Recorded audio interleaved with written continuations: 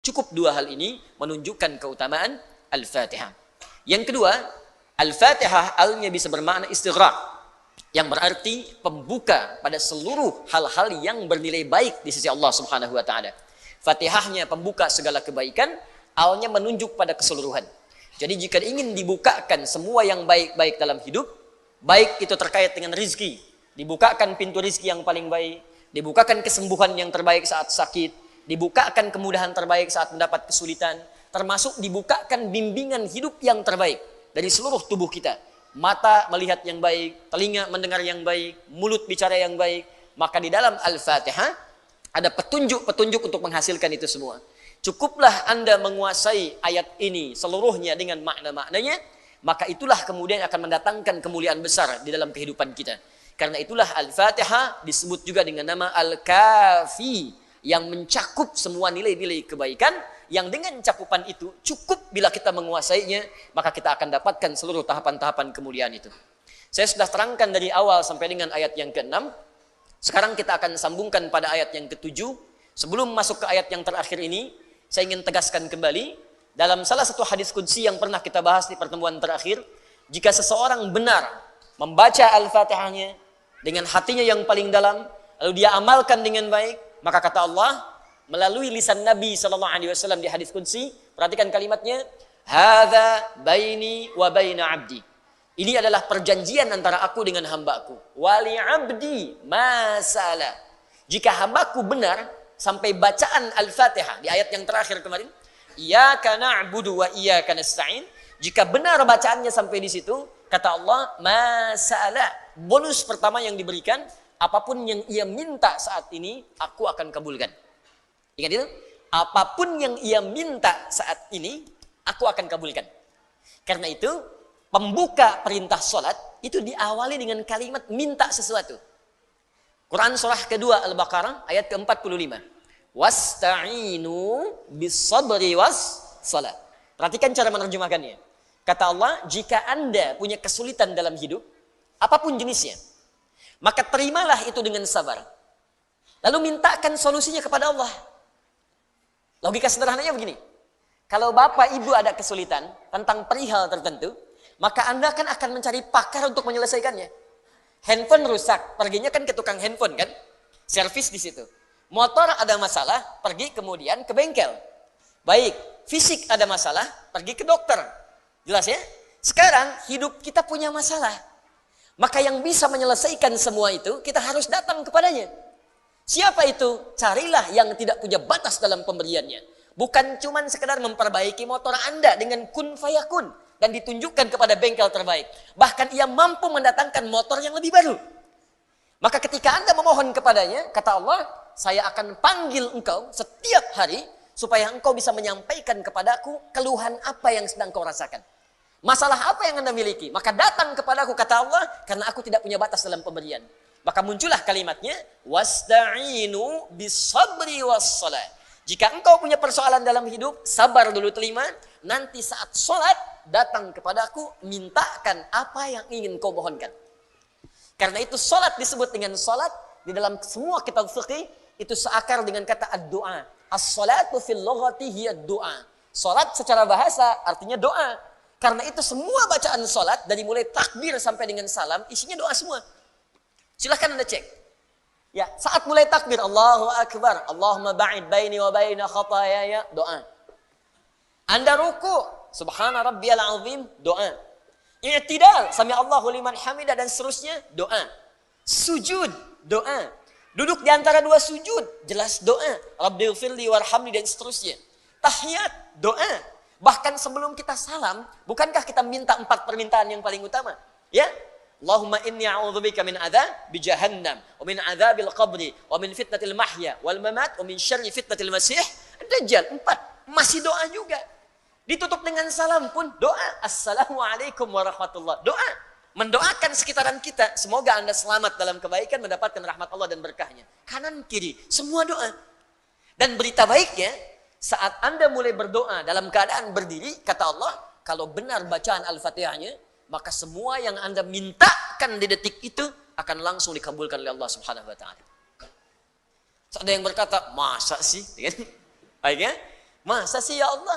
Makanya ketika ada orang yang kemudian menyoal, masa sih? Maka ditanyakan oleh Allah, iman kamu di mana? Katanya yakin dengan saya. Katanya beriman. Iman itu yakin tanpa ragu. Saya ulangi, iman itu yakin tanpa ragu. Jadi kalau Anda ingin berinteraksi dengan Al-Quran, gak boleh ragu. Karena itu kalimat Quran dibuka dengan jangan pernah ragu. Dzalikal kitabu la raiba fi. Dzalikal kitab, semua isi Al-Quran itu la raiba fi, jangan pernah diragukan.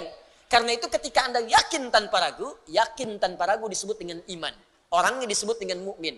Ketika ada orang yang berkata, ya Allah benar akan dikabulkan, maka langsung oleh Allah dipertanyakan imannya. Dipindah ke Quran surah kedua Al-Baqarah ayat 153.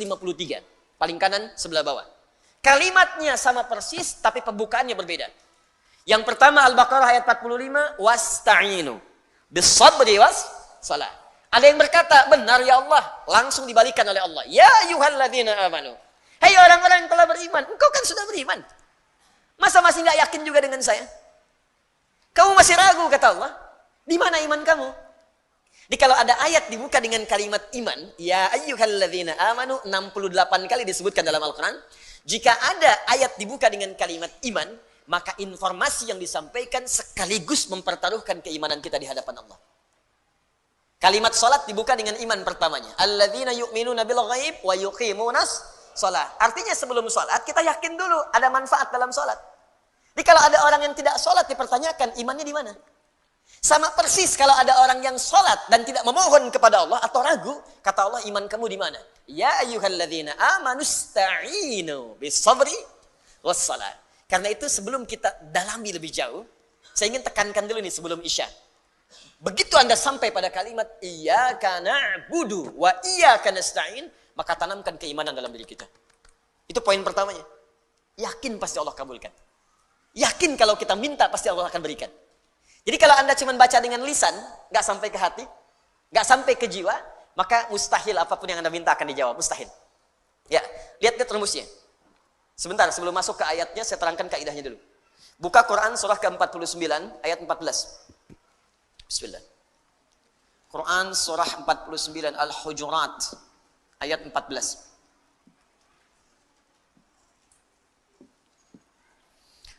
Qalatil a'rabu amanna. Orang Arab Badui berkata, saya beriman, kami beriman ya Rasulullah. Lalu Nabi diam, sehingga turun jawaban dari Allah. Qul, katakan Muhammad. Ya, katakan Muhammad. Lam tu'minu. Kalian sungguh belum serius imannya. Fokus. Walakin qulu aslamna. Tapi cukup katakan dulu, kami baru masuk Islam. Nah, orang yang masuk Islam bukankah mengucapkan kalimat syahadatain? Asyhadu an la ilaha illallah wa asyhadu anna Muhammadan Rasulullah. Jadi lisannya mengucapkan kalimat iman, ya, maka dengan kalimat itu menjadi muslim dia. Jadi baru di lisan. Nah, kalimat yang di lisan ini mesti dimasukkan ke dalam hati supaya sampai di jiwa kita. Kalau sudah sampai ke hati, nanti iman yang di hati ini akan membimbing seluruh tubuh kita. Masuk ke mata, matanya dijaga dengan iman. Masuk ke lisan, lisan dibimbing pakai iman. Beda antara lisan beriman dengan yang belum beriman lain. Ya, perhatikan ketika Nabi bahkan Al-Quran menyebut lisan, itu disebutkan imannya dulu. Ya ayyuhalladzina amanu la yaskhar qaumin qaum. Hai orang-orang beriman yang telah beriman, iman Anda akan membimbing lisan Anda untuk tidak saling mencela dengan orang lain. Iman Anda akan membimbing lisan Anda la yaghtab ba'dukum ba'du, untuk tidak bergosip. Jadi kalau ada iman dalam diri kita, itu imannya akan langsung sampai ke lisan, jangan gosip. Saya tidak Ustaz, bagus. Tidak seperti ibu itu tuh. Kalau gosip tuh, sama. Ya. Jadi kalau iman kita itu masih ada, itu langsung bahkan seketika ada kebagian pikiran kita mengatakan ini nggak bagus. Pernah ada perasaan begitu? Ya, ada gambar-gambar yang nggak bagus, tiba-tiba ini nggak baik. Ya, qul lil mu'minina yaghuddu min absarihim. Katakan pada pria-pria yang punya iman, iman itu akan otomatis masuk ke mata membimbing. Jangan lihat yang gak bagus. Ke kaki sama, ke tangan sama. Jadi itu kalau iman masuk ke dalam jiwa kita, ke dalam tubuh kita, maka dia akan membimbing seluruh elemen tubuh kita untuk berlaku yang baik-baik. Tapi kalau cuma di lisan saja, nyampe ke lisan diucapkan, gak nyampe ke hati. Walamma yadkhulil imanu fi qulubikum. Lihat ayatnya. Sedangkan iman yang engkau ucapkan itu, engkau tidak sampaikan dia ke dalam jiwamu. Akhirnya beragama itu hambar. Sholat cuma di lisan, Allahu Akbar, cuma nyampe sini aja, nggak nyampe sini. Karena diucapkan cuma di lisan, nggak sampai ke dalam jiwa, akhirnya yang di jiwa nggak memberikan bimbingan kepada kita. Memang lisannya Allahu Akbar, tapi di pikirannya WA hu Akbar, Facebook hu Akbar, YouTube hu Akbar, Allahu Akbar, tang ting tung ting tang ting tung tang ting tung. Jadi yang Akbar siapa gitu? Jadi kalau iman sudah masuk dalam jiwa, selesai. Begitu mau sholat, dia kondisikan handphonenya silent. Ada yang dia matikan dulu. Dia siapkan jiwanya. Itu yang dimaksudkan iman hadir dalam jiwa. Makanya setiap lisan kita berucap, pandangan kita menatap, lisan kita mendengar, pastikan semua dibimbing oleh iman. Kebanyakan orang yang sholat, ketika mengucapkan kalimat itu di era kekinian, itu semua bacaannya tidak bersumber dalam jiwanya. Cuman di lisan aja gitu. Coba tanyakan pada diri Anda ketika sholat. Masuk nggak bacaan itu ke hati Anda? Dibaca nggak dengan sepenuh jiwa? Jangan-jangan cuma takbir Allahu Akbar, tapi nggak nyampe ke jiwa. Beda kalau nyampe ke jiwa, Bu. Pak, Abu Bakar tuh sampai gemetaran mengucapkan itu. Allahu Akbar. Lisan berkata Allah Maha Besar. Pikiran menerjemahkan Allah yang paling agung. Hati mengatakan, ya Allah, aku mengucapkan Kau yang paling besar. Aku takut setiap hari mengucapkan Kau yang paling besar, tapi aku selalu merasa paling besar dibandingkan orang lain. Sombong dengan orang lain. Merasa angkuh, yang paling hebat dibandingkan yang lainnya. Merasa yang paling tinggi. Sementara setiap hari aku katakan Kau yang paling besar. Lisan berkata Allah yang Maha Besar, tapi selesai sholat merasa yang paling bagus sholatnya. Yang paling hebat dalam keilmuannya. Yang paling tinggi status sosialnya. Katanya Allahu Akbar, tapi setiap hari merasa Akbar. Itu kalau benar-benar sholatnya demikian dalam jiwa, itu baru takbir sudah menangis, Pak. Ingat dosa. Allahumma ba'id baini wa baina khatayaya kama ba'adta bainal masyriqi wal maghrib. Siapa yang bisa baca doa ini dengan hatinya, tersungkur dan terjatuh air matanya. Allahumma ba'id baini wa baina khatayaya. Khata'un satu kesalahan, akhta'un banyak salah, khataya salahnya banyak sampai enggak kehitung. Tambah ya kecil di akhirnya, ya aku ngaku, ya terakhir itu ngaku. Khatayaya, ya Allah, aku mengakui dalam sholat ini aku banyak salahnya enggak terhitung. Sedangkan cita-citaku itu ingin ke surga, ya Allah. Cita-citaku ingin berjumpa Rasulullah, tapi aku masih banyak salah. Maka mohon, ya Allah, jikapun aku wafat dalam sholatku sekarang. Karena di Al-Baqarah 46 itu, siapkan dirimu dalam sholat. Mungkin itu sholat terakhir kamu. Alladzina yadhunnuna annahum mulaqu rabbihim wa annahum ilaihi raji'un. Kata Allah, kalau pengen khusus sholatnya, rasakan mungkin saat itu engkau akan kembali menghadap Allah Subhanahu wa ta'ala. Makanya ada riwayat mengatakan, kata Imam, sallu salatan muwadda'. Salatlah engkau seakan-akan salat perpisahan dalam hidupmu.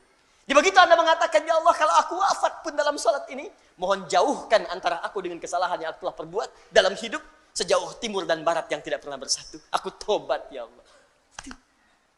Jadi kalau benar-benar bacaan kita dari jiwa kita, dan membaca dari ta'awud, sampai bismillah, hamdalah, sampai bahkan iyyaka na'budu wa iyyaka nasta'in, kata Allah, apa yang kamu minta sekarang, aku akan kabulkan. Isya ini, bacakan dalam hati kita, minta dengan khusyuk, dan ketika sampai pada kalimat iyyaka na'budu wa iyyaka nasta'in, coba rasakan, minta dalam hati kita, apa yang paling sulit dalam hidup kita yang ingin dimintakan solusinya kepada Allah. Maka saat Anda mengucapkan ihdinas siratal mustaqim, seperti saya jelaskan maknanya di pertemuan yang lalu, maka sertakanlah dalam jiwa kita semua kesulitan itu untuk dimintakan solusinya oleh Allah. Pertanyaannya, jika Anda mampu mendapatkan itu semua, seperti apa pemberian Allah yang akan dianugerahkan kepada kita? Itulah jawabannya di ayat yang ke-7 yang akan kita bahas setelah menunaikan salat Isya berjamaah. Tapi praktekkan dulu apa yang kita sampaikan dalam salat Isya, semoga Allah mengabulkan insyaallah. Ya. Subhanakallahumma bihamdika asyhadu an la ilaha illa anta astaghfiruka wa atubu ilaik. Assalamualaikum warahmatullahi wabarakatuh. Bismillah. Assalamualaikum warahmatullahi wabarakatuh. Alhamdulillah. Wassalatu wassalamu ala Rasulillah wa ala alihi wa sahbihi wa man walah wa ba'du. Saudara-saudariku, kita telah menunaikan salat Isya berjamaah beserta amal dan sunnahnya. Semoga salat kita diterima oleh Allah Subhanahu wa taala.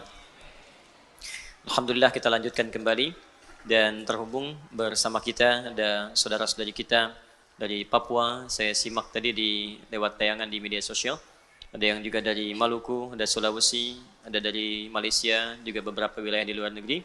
Kita mendoakan saudara-saudari kita dari sini. Semoga Allah memberikan keberkahan pada teman-teman kita semuanya.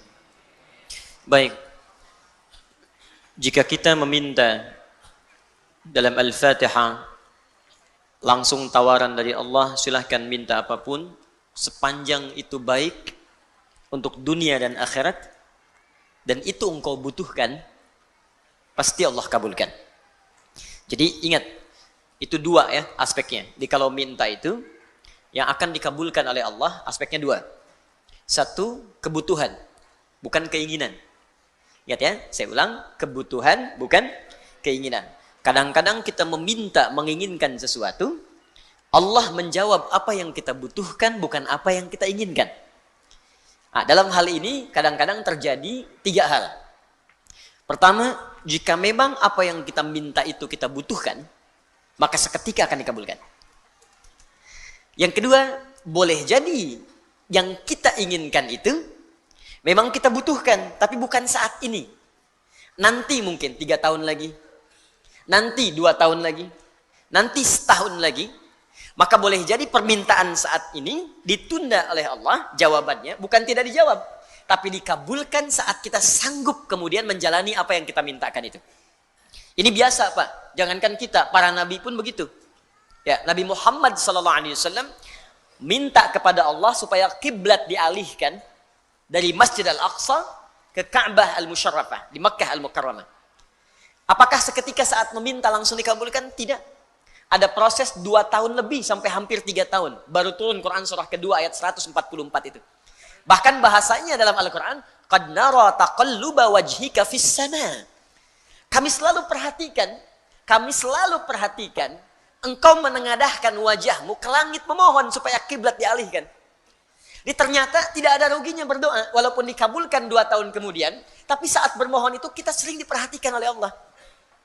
Anda diperhatikan oleh guru saja, senang. Diperhatikan oleh pasangan hidup, senang. Anak diperhatikan oleh orang tua, senang. Orang tua diperhatikan oleh anak, senang. Maka siapa yang tidak senang diperhatikan oleh Allah Subhanahu wa Ta'ala? Maka jika Anda pengertian terbaliknya, jika Anda ingin selalu diperhatikan oleh Allah, banyak-banyaklah berdoa. Wa qala rabbukum ud'uni astajib lakum. Ya, Rabbu berfirman, minta padaku, aku akan jawab. Tapi kalimatnya menggunakan astajib, bukan ujib. Ya, ista tolabus syai, bisa berarti jaraknya seketika, bisa berarti masih ada jarak ke depan. Jelas ya? Saya sering analogikan anak Anda usia 5 tahun, minta diberikan motor. Ya, motor tertentu. Anda punya kemampuan membeli, tapi anak itu belum punya kemampuan mengendarai. Ya kan? Baik, apakah akan dibelikan? Tidak. Kalau Anda belikan sekarang, anak itu baru bisa pakai motor 3 tahun lagi. Beli motor sekarang buat 3 tahun, ngapain? Nggak ada manfaatnya. Anda akan belikan motor-motoran dulu. Kok motor-motoran? Kamu baru 5 tahun. Entar kalau sudah 15 tahun, maka yang motornya satu hilang. Motorannya hilang jadi motor. Ya. Kalau kamu sudah punya SIM 25 tahun, 17 tahun, 18 tahun, baru Bapak belikan. Kadang Anda meminta sekarang, dijawab kemudian. Kadang yang ketiga, minta A, keinginan, dijawab oleh Allah B, kebutuhan. Awas hati-hati. Ini yang sering juga terjadi, tapi nggak kita sadari.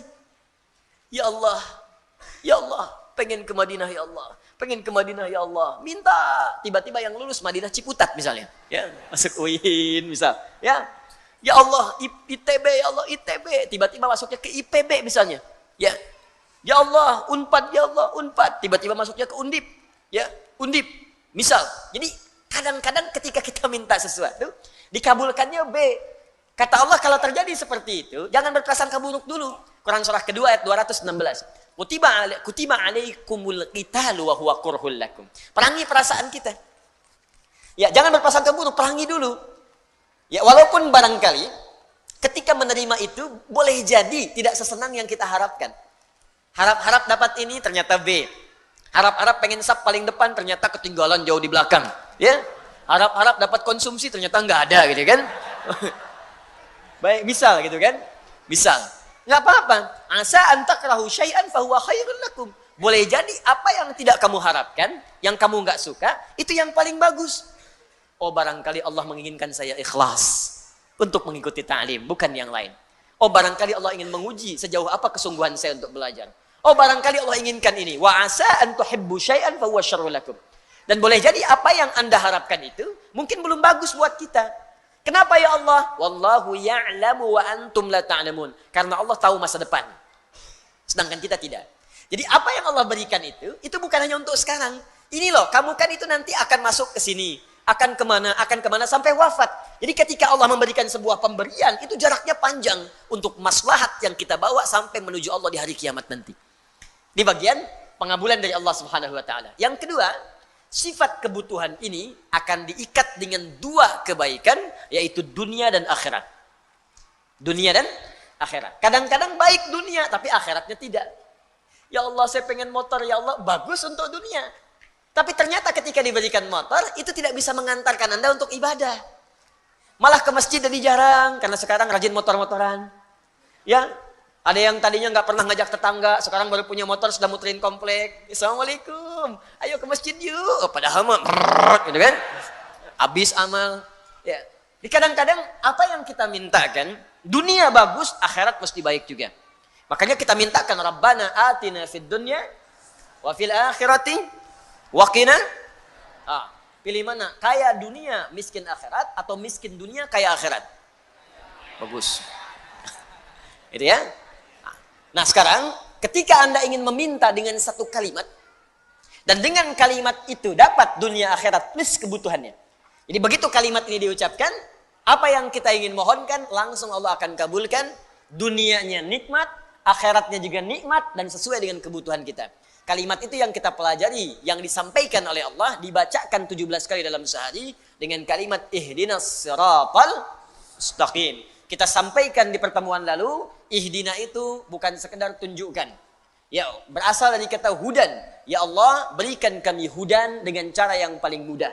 Ke jalan yang lurus. Hudan ada banyak makna. Satu, kemudahan untuk beribadah. Saya ulang, kemudahan untuk ibadah.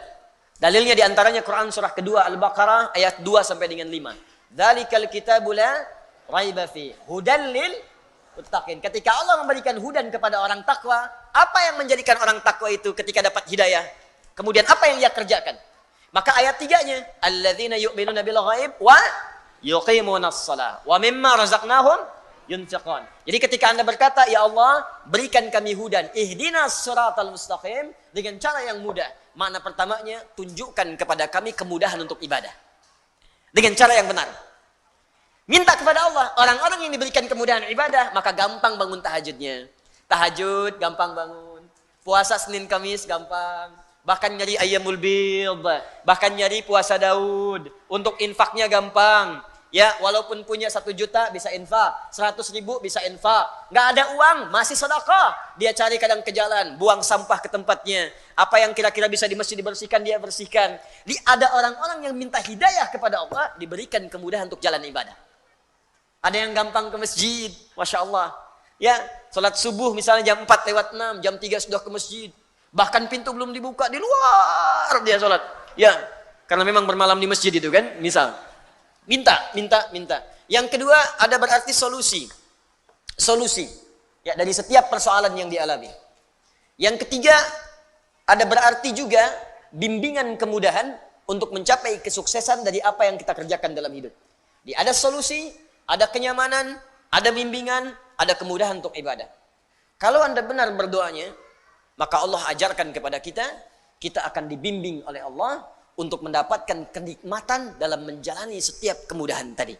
Maka turunlah ayat yang selanjutnya setelah kita mengatakan ihdinas siratal mustaqim, ya Allah, berikan kami hudan dengan segala jenisnya itu yang telah kita pelajari dulu.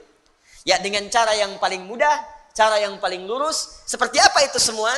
Dilanjutkan oleh Allah Subhanahu wa taala dengan ayat berikutnya, siratal ladzina an'amta 'alaihim ghairil maghdubi 'alaihim waladdallin. Yaitu jalan-jalan kemudahan untuk mencapai petunjuk tadi, kemudahan ibadah dengan cara yang benar, kemudahan mendapatkan rizki dengan cara yang benar, kemudahan mendapat solusi ketika punya masalah dengan cara yang benar, kemudahan sukses dengan cara yang benar, seperti engkau berikan pada orang-orang dulu yang telah mendapatinya dengan cara yang paling nikmat. Bukan orang-orang yang telah engkau berikan kemudian tersesat dengan itu karena tidak menggunakannya, atau dia tahu itu kemudian baik tapi dia menjauh darimu ya Allah. Kita bacakan dulu tafsir dari ayat ini, baru kita bahas kalimat per kalimat insyaallah. Supaya kita bisa mendapatkan pencerahan dari para ulama tafsir dulu. Hari ini saya kembalikan ke tafsir Ibnu Katsir rahimahullah. Wa qauluhu ta'ala siratal ladzina an'amta 'alaihim ghairil maghdubi 'alaihim waladdallin. Adapun makna firman Allah Subhanahu wa taala yang tadi dibacakan, qad taqaddama al-haditsu fima idza qala al-'abdu ihdinas siratal mustaqim ila akhiriha anna Allah yaqulu hadza li'abdi wa li'abdi ma sa'al. Seperti telah berlalu penjelasan dari kami ketika seorang hamba dalam salatnya mengucapkan iyyaka na'budu wa iyyaka nasta'in sampai dengan kalimat ihdinas siratal mustaqim, sampai ke akhirnya ihdinas siratal mustaqim, annallaha yaqul, maka Allah menjawab. Ini yang saya pernah sampaikan kepada Anda. Jadi begitu mengucapkan iyyaka na'budu wa iyyaka nasta'in, kemudian ihdinas siratal mustaqim, maka sampaikan keinginan kita dalam jiwa kita. Apa yang sedang kita rasakan. Ya. Kemudian Imam Ibnu Katsir mengatakan annallaha yaqul, maka Allah akan menjawab hadza li'abdi wa li'abdi ma sa'al. Ini perjanjian aku dengan hambaku, maka apapun yang hambaku mintakan, aku akan berikan. Wa qauluhu ta'ala, setelah kita menyampaikan apa yang kita mohonkan itu, lalu Allah Subhanahu wa taala berfirman, siratal ladzina an'amta 'alaihim, siratal ladzina an'amta 'alaihim mufassirun lis-siratal mustaqim. Ini adalah penjelasan dari kalimat sebelumnya siratal mustaqim. Bismillah. Jadi ada ayat yang ke-6 yang kita bacakan, ihdinas siratal mustaqim. Saya tulis bentar. Saya agak pelankan sedikit supaya mudah dipahami. Bismillah. Ihdinas siratal mustaqim. Ya. Perhatikan baik-baik. Ya Allah, mohon berikan kami hudan. Dari kata hudan, saya sudah jelaskan pertemuan lalu. Bagi Anda yang tidak mengikuti, lihat lagi tayangan yang telah lalu. Ini maknanya bisa kemudahan ibadah, kesuksesan, solusi, kelapangan, dan segala jenis kebaikan-kebaikan. As-siratal mustaqim, dengan jalan yang lurus, dengan cara yang paling mudah. Jadi kalau ibadah, ya Allah tunjukkan cara ibadah yang benar, yang lurus. Kalau sholat, sholatnya benar. Ya kan? Kalau kemudian puasa, cara puasanya benar. Kalau zakat, cara zakatnya benar. Kalau haji, cara hajinya benar. Kalau berpakaian, cara berpakaiannya benar. Kan? Yang akhwat, jilbabnya benar. Yang pakai cadar, yang perempuan, yang laki-laki, yang celananya cingkrang, kan? Yang berjenggot, yang macam-macam, ditunaikan dengan cara yang benar. Ya, jadi ketika kita minta kepada Allah akan dibimbing dengan cara-cara yang baik. Ini hudan. Nah sekarang fokus. Kalau kita minta sukses, sukses dengan cara yang benar. Karena ada orang sukses tapi dengan cara yang tidak benar. Ada yang nyogok, ada yang korupsi, ada yang macam-macam. Jadi kalau ada orang korupsi tapi mengucapkan kalimat ini, itu tandanya imannya nggak sampai ke jiwanya. Ya aneh, ihdinas siratal mustaqim. Ya Allah, tunjukkan kami cara sukses yang benar dengan jalan yang lurus. Habis itu nyogok. Habis itu korupsi. Habis itu nipu. Berarti ada yang salah dalam sholatnya. Ada yang tidak tepat. Ya Allah, berikan solusi dengan cara yang benar. Ada masalah di rumah tangga, minta kepada Allah, maka diberikan solusi dengan cara yang benar. Dituntun kepada guru yang benar, kepada ustadz yang benar, pada kiai yang benar, minta solusi yang baik, sehingga selesai semua. Nah, yang paling indah, ketika Anda mendapatkan jalan yang benar itu, apa yang dimaksud dengan jalan yang benar? Anda bertanya lagi. Maka diteruskan oleh Allah, yang dimaksud dengan as-sirat ini, jalan yang benar ini, kalau ingin sukses, jalannya mesti benar. Kalau ingin